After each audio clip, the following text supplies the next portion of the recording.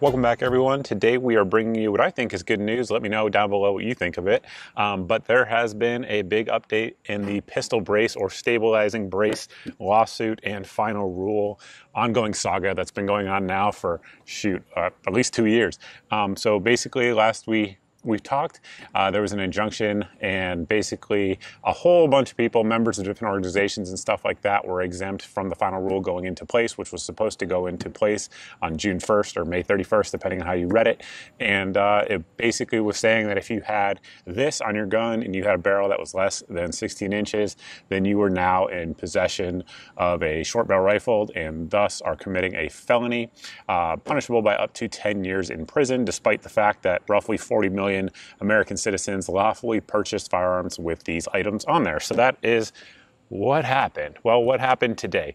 Well, essentially the Fifth Circuit has spoken again to the ATF's challenge and basically slapped them in the face and said, no, what you are trying to do, i.e. the final rule, is wrong for a number of reasons. And we will explain to you why. So I suppose let's get into that. First off, the lawsuit was brought by the folks over at Firearms Policy Coalition. I definitely recommend you guys support them. I support them because they are doing the Lord's work on behalf of our civil rights. And we definitely appreciate that. So getting into their summary, and then I'm going to go over to the actual text of the ruling. I will leave a link to the text of the ruling as well as a way for you guys to donate to the folks at FPC who are in this fight for us. But getting over to their press release, which is kind of like a summary of the entire 50-something pages that this ruling reads. The Fifth Circuit Court of Appeals has ruled in Mock v. Garland, finding that FPC and FPC-AF are likely to win on the merits of the lawsuit challenging ATF's pistol brace rule. The Fifth Circuit also remanded the lawsuit back to the district court with instructions to reconsider other preliminary injunction factors within 60 days. The opinion can be viewed at FPC Legal, and again, there will be a link down below for those of you guys who are looking to check it out. So I want to jump over to that lawsuit here, and basically I read it, and there was one paragraph that really kind of stood out to me that summarizes one of the many ways that this rule is so dangerous. So let's get into that. The ATF incorrectly maintains that the final rule is merely interpretive, not legislative, and thus not subject to the logical outgrowth test. The final rule affects individual rights, speaks with the force of law, and significantly implicates private interest. Thus, it is legislative in character. Then, because the final rule bears almost no resemblance in manner or kind to the proposed rule, the final rule fails the logical outgrowth test and violates the APA. So essentially the court here is telling the ATF and the Department of Justice that no, you cannot write law, whereas the ATF is saying we're not writing law, we're interpreting law. But anybody who just understands the basic history of this device and knows how many of them are out there in circulation and the fact that you can go to prison under this rule means that it has the force of law, meaning it is legislative. As they just said, it is not interpretive.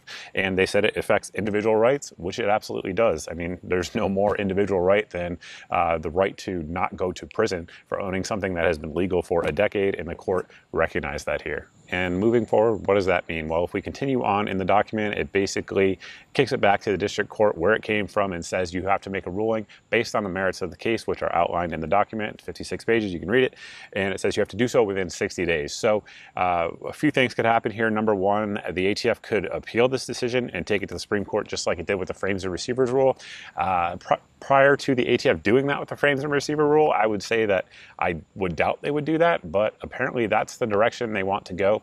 And the reason I say I doubt it is because the current Supreme Court has ruled Second Amendment cases recently stating that all firearms laws have to be based in the text, history, and tradition of the United States when it was founded in 1791. And obviously there was no text, history, and tradition regulating anything under the NFA, let alone pistol braces, right? So that means if the Supreme Court takes this up and it goes to the Supreme Court, I don't see it ending well for the ATF, but the ATF has staff lawyers and they really don't care.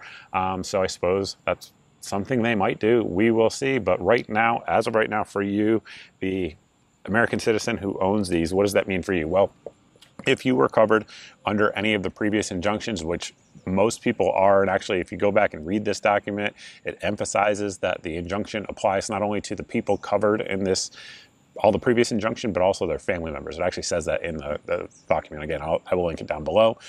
So there's a huge majority, or a huge number, I should say, of people who are covered by injunctions already. So essentially, if you're a member of any of these gun rights groups, if any of your family members are, etc. So if you are one of those people, you are still covered. Another ruling will be coming within 60 days, and or it will be taken up by the Supreme Court. We will see what happens, but definitely stay tuned to this channel because we will be covering it. People seem to love these updates, and unfortunately, we're making them all too often. These things should be self-evident, if you will, that you have the right to self-defense. You have the right to defend your family how you want to with the tools that you choose to do so with, and the government doesn't have the ability to either tax you through a tax stamp or send you to jail if you don't go along with their tax stamp scheme. And that is essentially what the ATF and Department of Justice are currently trying to do. If you guys have any questions, let me know down below in the comment section. Additionally, let me know what you think is going to happen next. What's the next move? We will see. We will definitely be following it. If you guys like this type of video and you're not subscribed here, make sure you hit that subscribe button. If you've done so and you're not seeing 2 to 4 videos a week here on the channel, well, there is an algorithm censoring your eyes from my content because I'm putting them up every week consistently. So you can overcome that by hit the subscribe button, notification bell, and then if that's not working, sign up for my email at the site here on your screen. It goes out once a month and it has all of the videos since the previous month's email went out. Additionally, if deals are up on ammunition, braces, stocks, firearms, etc., that will go out my daily deals email. You can sign up for it here at the link, on your at the link on your screen, if I could speak correctly. But it goes out every day. It has 6 to 8 of the best deals that we find around the internet. If it's in that email, it's the best price on that product that I know of anywhere on the internet on that day. So that way it saves you guys some time and hopefully saves you some money as well. And that's it. That's all I got for you guys. It is a win in the short term. I think it's going to be a win in the long term on this one. I think we're going to win this one, and I think Americans are going to get a little bit more of their liberty back. That has been slowly chipped away over the years, but we will see. Stay tuned.